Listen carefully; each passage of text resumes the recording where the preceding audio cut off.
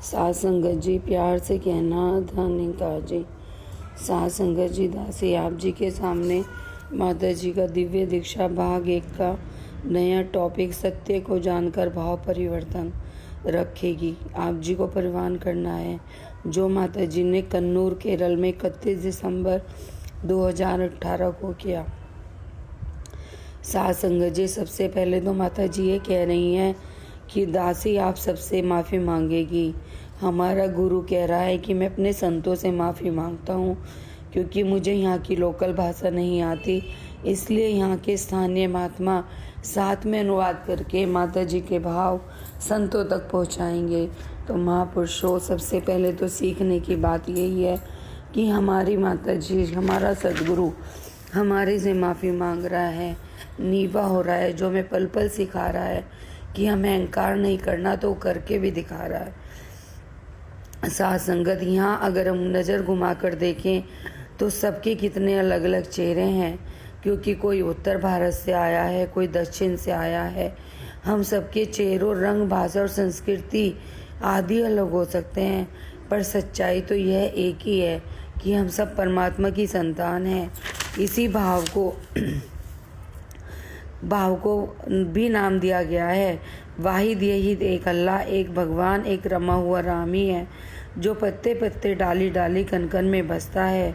हर धर्म ग्रंथों या संतों की वाणी को सुने तो यही बात समझ में आती है कि इस निराकार परमात्मा को न जलाया जा सकता है और न मारा जा सकता है, ये न शस्त्रों से काटा जा सकता है। यह हमारी आँखों की पलकों से भी ज़्यादा करीब है। जब यह सच्चाई पता लग जाती है तो फिर मानव से नफरत करना छोड़ देता है। यह परमात्मा का तब भी था जब यह ब्रह्मांड नहीं था, और ये तब भी रहेगा जब यह सारी सृष्टि समाप्त हो जाएगी। इसमें न कुछ बढ़ता है न घटता है। सभी संतों ने इसी का गुणगान किया है। निरंकारी मिशन इसी सत्य को जन जन तक पहुंचा रहा है। यहाँ कोई धर्म परिवर्तन नहीं होता, केवल सच को जानकर भाव परिवर्तन करने की बात हो रही है। केवल सत्य को जानकर भाव परिवर्तन की बात हो रही है। जब हमारे सामने कोई खाने की वस्तु रखी जाती है तो हमसे कोई कहे सिर्फ देखकर इसका स्वाद बता दो, तो हम नहीं बता सकते। जब हम उस वस्तु का स्वाद चख लेंगे तभी हम बता सकते हैं कि वो मीठी है, खट्टी है या कड़वी है।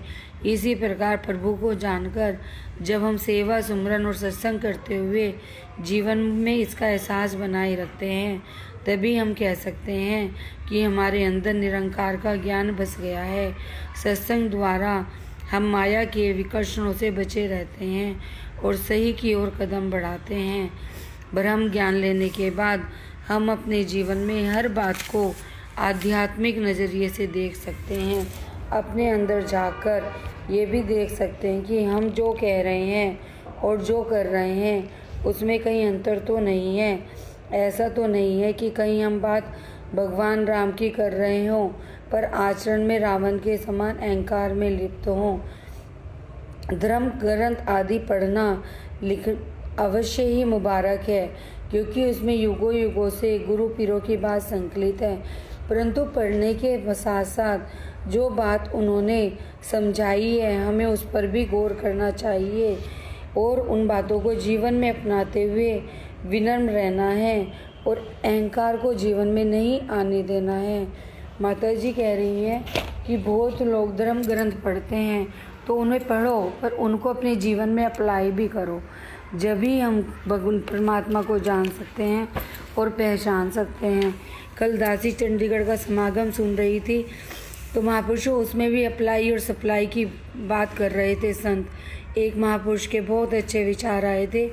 उन्होंने यही कहा कि माता जी आप जी हमें ऐसा आशीर्वाद दो कि हम अप्लाई और सप्लाई दोनों कर सकें। तो साध संगत जी प्यार से कहना धन का